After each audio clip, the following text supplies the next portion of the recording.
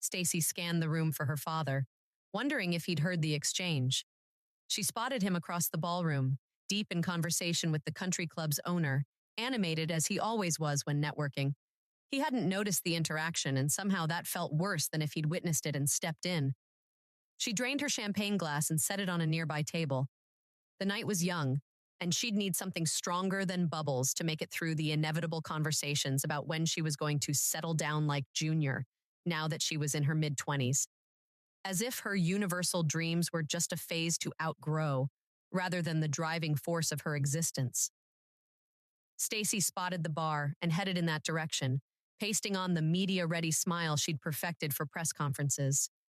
Tonight wasn't about her or the persistent misconceptions she battled. It was about Junior and Aaron and their happiness. She could check her frustrations at the door for one night. After all, she'd been checking things, expectations, doubts, stereotypes, her entire career. There's my girl. She didn't need to turn to recognize her father's voice, gruff yet warm, with that unmistakable cadence that had narrated countless early morning drives to hockey practice.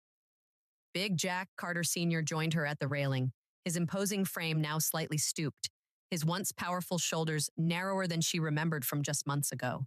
Hey, Dad. Nice party.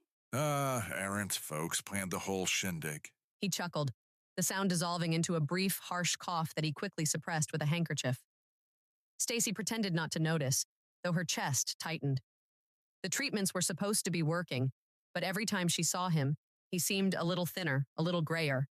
The cancer that had started in his pancreas was a formidable opponent, tougher than any team he'd ever faced on the ice. Your mom would have loved to be here. Stacy's mother had passed 2 years ago from lung cancer. Now Big Jack had the dreaded disease that had already claimed the life of one family member. The 1-2 body check to the family was nearly more than Stacy could bear. Junior looks happy. Oh, yeah, he does. Aaron's a good girl. Big Jack nodded, his gaze drifting back toward the party where Junior was spinning his fiancée on the dance floor. She's a smart match for him. Stable. There was an unspoken comparison in his words that Stacy chose not to address.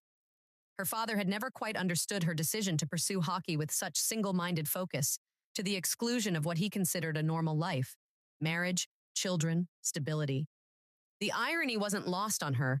It had been Big Jack who'd first put her on skates at age 3, who'd spent countless hours in freezing rinks coaching her, who'd instilled in her the passion for the game that now consumed her.